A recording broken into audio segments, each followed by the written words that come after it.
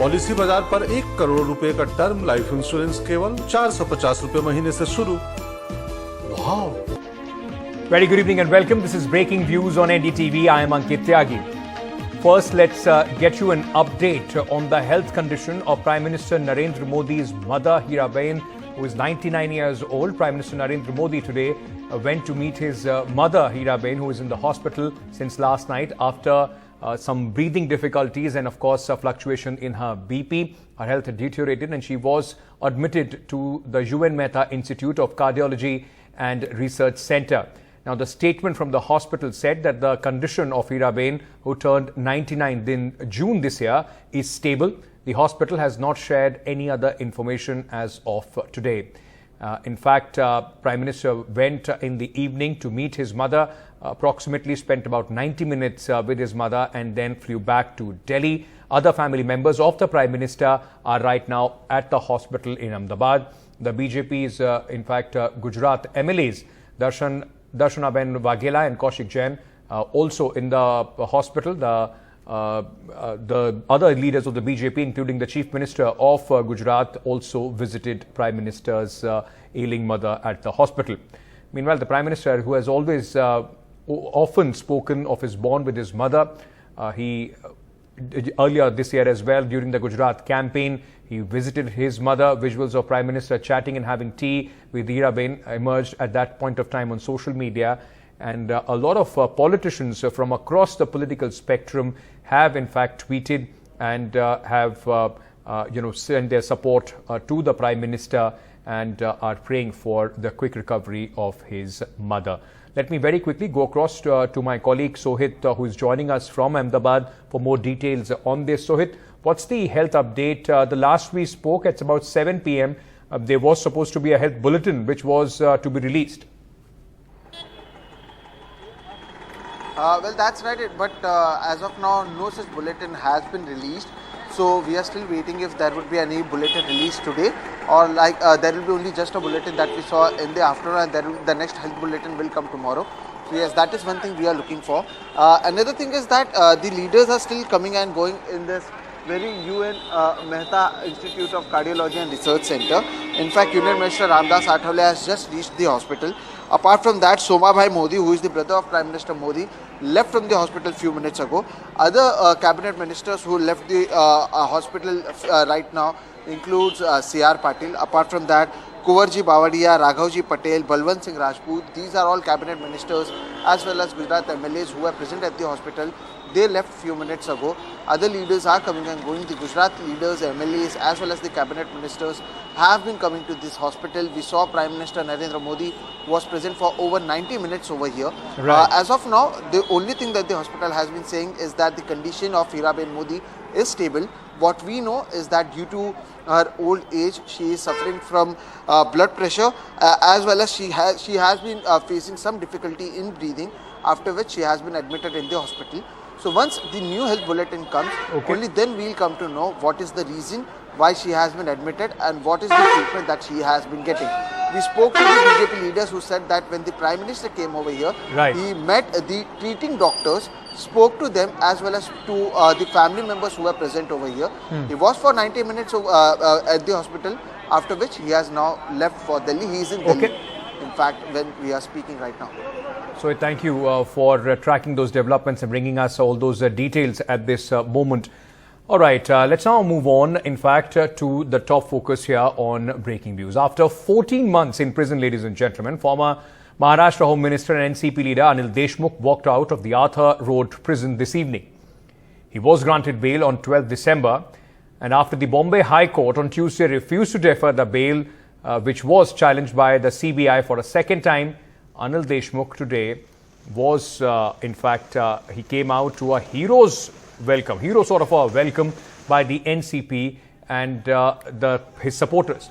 Now, as soon as he came out, the NCP leader Anil Deshmukh and the senior leaders, including Supriya Sule and, in fact, other leaders, wasted no time in attacking the Bharatiya Janata Party, raising the political temperature in the state. Listen in to what they said.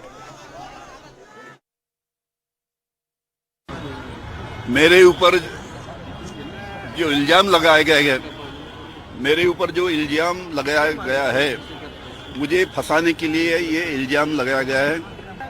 Bharat के माननीय उद्योगपति माननीय मुकेश अंबानी साहब के घर के सामने जो जिलेटिन या जो बॉम्ब रखा गया था, वो केस में सचिन वजह के ऊपर राष्ट्रद्रोह का गंभीर ऐसा आरोप या गुनाह उसके ऊपर दाखिल है। ऐसे क्रिमिनल रिकॉर्ड के आदमी ने मेरे ऊपर आरोप किया, वो आरोप के लिए मुझे 14 महीने जेल में रहना पड़ा करके हाई कोर्ट ने बोला है कि ऐसे क्रिमिनल बैकग्राउंड वाले आदमी के ऊपर उसने जो बयान दिया है सचिन वजह ने, वो बयान के ऊपर विश्वास करना मुश्किल है। So defiant Anil Deshmukh. Remember, Anil Deshmukh was accused of ordering the police to collect 100 crore rupees from orchestra bar owners in the city every month as protection money.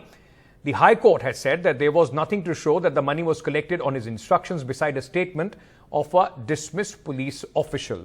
Now, he is facing serious charges, but the fact is, ladies and gentlemen, that so far in the High Court, and while they were giving him the bail, there hasn't been a very, comprehensive evidence or a clinching evidence which has been produced so far. To talk more about this and how this is going to impact the politics of Maharashtra just ahead of the crucial BMC polls, I have Mr. Mahesh Tapse, spokesperson of the NCP. We have Jayant Manika, senior journalist, Alok Vats, leader of the Bharatiya Janata Party, also with us. Gentlemen, thank you so much for joining us here on Breaking Views. I want to start by asking you, Mr. Vats, once again, the same charge that it is vendetta politics and it is politics of to try and fix your opponents. Anil Deshmukh today out, and he said that all this is being done at the behest of the Bharatiya Janata Party. Well, Ankit, whenever such things happen, those who are guilty, they will never admit that they have done something wrong. They will always blame Bharatiya Janata Party.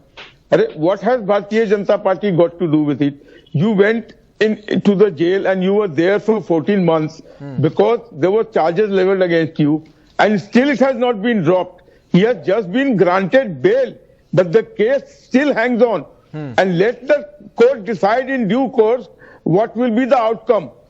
And look, the way he is being welcomed, if he is a martyr or he is done something great for the country, I will feel ashamed that the case is still on. Maybe after the court reopens, he will again maybe behind bars. Okay. So, but this is a very shameful act that they are doing. Mr. Tapse, it's not that there is something great or a revolution has been led by Mr. Anil Deshmukh, is what the BJP is saying, the kind of welcome that he has been accorded. It's just a bail. He's yet to clear his name as far as the court is concerned, sir.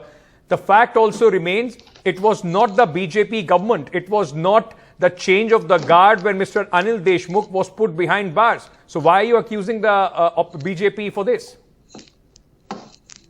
Let me tell you, Mr. Ankit, first of all, good evening to you and your entire panel and viewers. Anil Deshmukh has been falsely framed. So this is what we have been contemplating right from day one. There has been no concrete evidence, no digital evidence, no witness.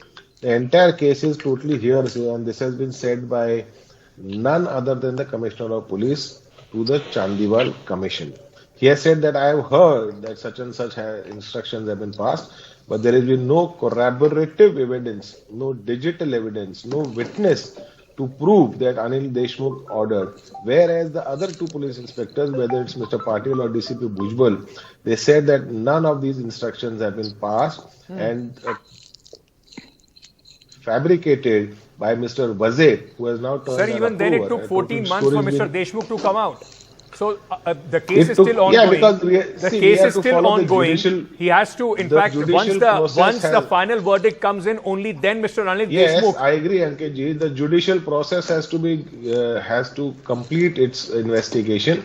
Initially, the ED court gave the bail, and in the judgment, in the bail order of the ED court, very clearly, Honorable Court has mentioned that it may be very, very in the near future that Mr. Deshmukh will walk free and will be acquitted of all the charges. These are the observation of the Honorable High Court judges. Okay. It's not my observation alone. It's the observation of the Honorable Court. And in the case when Mr. Deshmukh was granted bail on 12th of December in the CBI case, a 10-day extension was given so that CBI could approach the Supreme Court. They did not approach within that specified time. That's Another right. 7 days extension given, and subsequently Now, they did not the approach court there refused also. the extension, And but, today we see but that Mr. Manikar, what kind of a political impact do you see of Mr. Deshmukh coming out? He's very close to the Pawar family. Ajit Pawar was also in those pictures where he came out of the prison and he met Mr. Ajit Pawar. Will he have any consequence when it comes to the BMC polls? Well, if you are asking confined to BMC polls, let us accept that NCP is not that powerful as far as Mumbai is concerned. That is the reality. But still, obviously, there will be a three parties alliance, that is Mahavikas Aghadi alliance, and in that Congress, Shiv Sena obviously a dominant partner, second number Congress, and third number of course NCP will be there. But what I wanted to say, apart from BMC, there is another angle. Look, in 2014, BJP came to power and they tried to innovate. This is in my analysis that they tried to win away Chhagan Bhujbal. Yes. As he did budge, Chhagan Bhujbal had to spend at least 2 years in Arthur Road jail. Now they tried the same thing with Anil Deshmukh, and Anil Deshmukh had to spend 14 months in jail. Look, in their 2 tenures, nothing has come out. But the fact is that the persons are in the jail unnecessarily. And this is deliberately vendetta, the politics of vengeance. And I want to point out another name, that is of Vijay Kumar Gavit. He also faced similar charges. So are you saying that these are arm twisting tactics by the BJP to influence the leaders of the opposition? Alok, what's respond to what, in fact, the senior journalist, Mr. Manikar, is saying? Well, that can be his own perception, but I don't believe it is like that. Otherwise, if it was a frivolous case, why did he have to spend 14 months? And why this case is still on? Why it has not been dropped?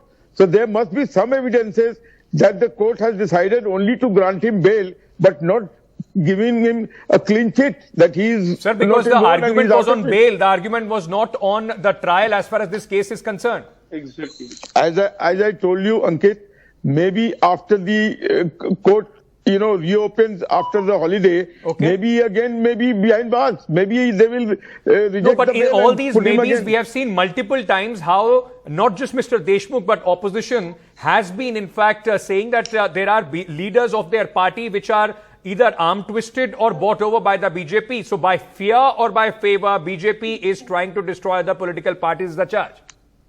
Let me tell you one thing. Has he said this? Has Mr. Deshmukh said that he has been approached by the BJP to come into his fold and he has rejected? He has not said till date. Maybe if he says it tomorrow, it can be, somebody may ask him to say this. But till date, he has not said any such thing. So we have not tried to rope in him in any way. Right. As it is, Mr. Tapse, while you're trying to make it political, the fact remains, sir, that there is a law and the procedure which is taking place at this moment. What has the state government got to do with what is happening as far as Mr. Anil Deshmukh is concerned? I want to tell Mr. Vats that initially the accusation was for 100 crores. In the process of investigation, it dropped down to 4 crores. And finally, it has been made to 1 crore. So where is 1 crore and where is 100 crores? So the entire accusation was made to actually frame Mr. Anil Deshmukh and target him in particular so that the entire MBA government can be brought down. We have seen the Honorable Deputy CM of Maharashtra, Mr. Devendra Fadnavis, saying that "Maine badla liya." He said "Maine badla liya." That is exactly what I think we have been trying to tell right from day one, that BJP is behind the fall of the NBA. Okay, I'm completely out of time. Last 30 seconds to you, Mr. Manikar. I just want to understand from you, was the incarceration of Anil Deshmukh the beginning of the end of the NBA government? Was it part of that plan? Yeah, that was. They wanted to tarnish the image, and in a way, they started with Anil Deshmukh and all that. And it ultimately, by using Eknath Shinde and all that, they succeeded in that. But what you are saying, yes, that was the starting of the plan to bring down the MVA government. That is true. All right. Thank you so much, gentlemen, for joining me at this moment. This is not the last that we have heard as far as Mr. Deshmukh's case is concerned. It is going to blow up in politics of Maharashtra even bigger as the elections, in fact, come near. Thank you so much for joining us. Now, shifting focus to a very, very important story. We are just January is likely to be, and that is what, in fact, many health experts and sources in the health ministry are saying, that January is likely to be a critical month as far as COVID infections in India are concerned. Now, the New Year weekend is just around the corner. How prepared are we? Because this is the time when there will be a lot of mobility as far as tourists are concerned from India, from other places. There was a drill which was done, but what should we be careful in the days to come? Joining me at this moment, in fact, to speak about this, Dr. Randeep Guleria. He is one face, in fact, who defines the entire COVID preparedness and the way we dealt with the COVID-19 pandemic. Former director of AIIMS and at this moment chairman of Institute of Internal Medicine, Respiratory and Sleep Medicine, director, Medical Health Education, Medanta Hospital. Thank you so much, sir, for taking the time out and speaking to us here on NDTV. I want to start by asking you, today the health ministry officials and other epidemiologists have been saying that the next 40 days are going to be extremely crucial for India. What does this mean for us? So the next few days are the holiday season, and we're going to see a lot of people traveling, not only in India but abroad. And when they travel, they can carry the infection with them. And therefore, if there is a new variant which is present in some other part of the world, that can actually come to India. And because of the travel, we may have a surge in the number of cases. So that's what we need to be wary of. And that will happen almost a week or 2 weeks, I would say, could be even 3 weeks after the travel season is over. So the travel or the holiday season is till the beginning or the end of this month or beginning of January. So let's say 2 or 3 weeks after that. So till the third week of January, one needs to be very cautious, because if there are people who have traveled and the infection is there during the incubation period, then the symptoms will occur subsequently, and then we may see a surge in the number of cases. So we just need to be more vigilant during the next, I would say, 4 to 6 weeks. Dr. Guleria, you presided over AIIMS, and of course, you were one of the faces who guided the country through the worst of the COVID pandemic when we saw it in 2020 and 2021. From there, where does the country stand today? How worried should we be? So I think we are in a much better position than what we were 2 years ago. We were dealing with a novel virus about which we knew nothing about. And secondly, we had a population which had no immunity at all as far as this new virus was concerned. Now we know a lot about the virus, and secondly, we also have a good amount of immunity. So I think because of natural immunity and because of immunity due to vaccination, our population now is better geared up to deal with even the new emerging variants, because all of these variants are coming from the COVID-19 strain. So there is some degree of inherent immunity that we have. So therefore, I think things are better. We've also learned a lot in terms of preparation as far as testing is concerned, as far as surveillance is concerned, as far as genome sequencing is concerned, and even upgrading our hospital and infrastructure facility from oxygen to ventilators to ICU beds. So things are in a much better situation right now as compared to what they were, I would say, in the beginning of 2021.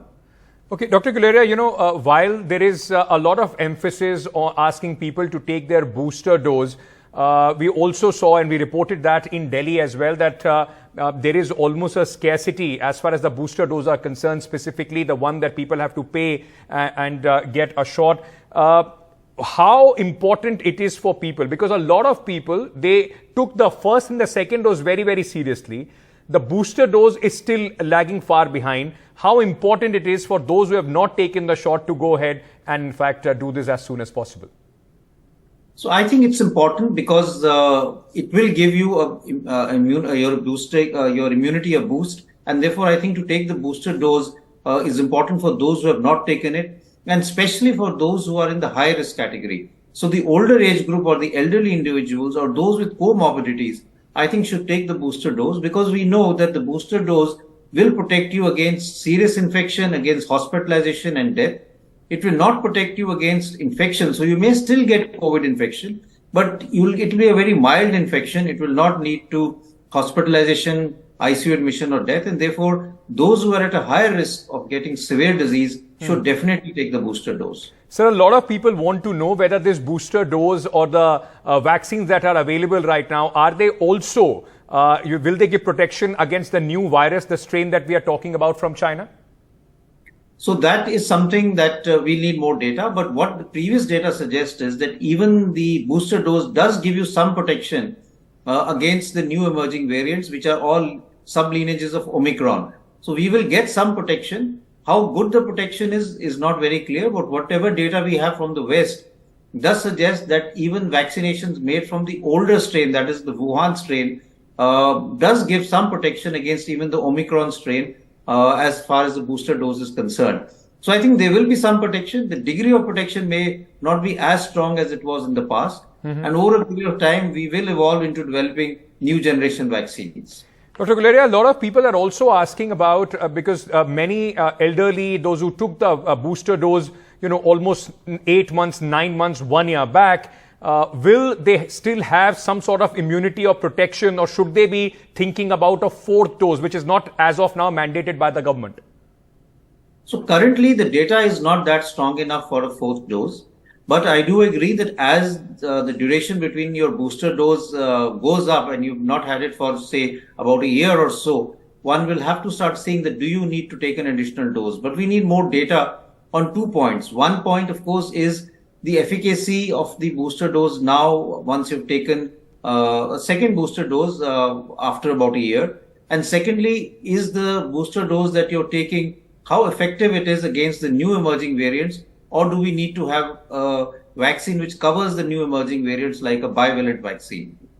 Dr. Guleria, in the end, I would also like to ask you, there is still no protection for, young children, though a nasal vaccine has been approved by the government.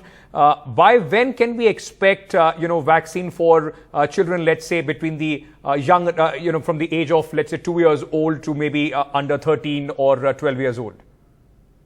So some vaccines are approved for ages 12 and above and 6 and above, but younger than that, we still don't have data which says they are safe. But there's one or two good things. One is that we do know that children usually have a milder infection and healthy children usually don't get a severe infection as far as COVID is concerned. Also, I would say that if we give vaccination to pregnant women and women take the vaccination while they're expecting a baby, then because of the transmission of the antibodies to the fetus and the newborn, there is some protection to the newborn also because of the vaccine taken by the mother. So therefore, it's also important for pregnant women to take their vaccination because then that can also give some degree of protection to the newborn. Dr. Guleria, in the end, the new year is right here. A lot of people will be going out partying. What is it that they can do at this moment which many are saying that mask and everything, they are going to hamper our festive spirits. What should people be careful about? So I'd like to wish everyone a very happy and healthy new year. And I would say that we've been 2 years since we've not really had celebrations. So one should be cautious. I would say that if you go out, please wear your mask, do follow COVID appropriate behavior. But situation is not of creating a panic. You can still have a good time, celebrate New Year, but do it in a proper manner so that you are safe also.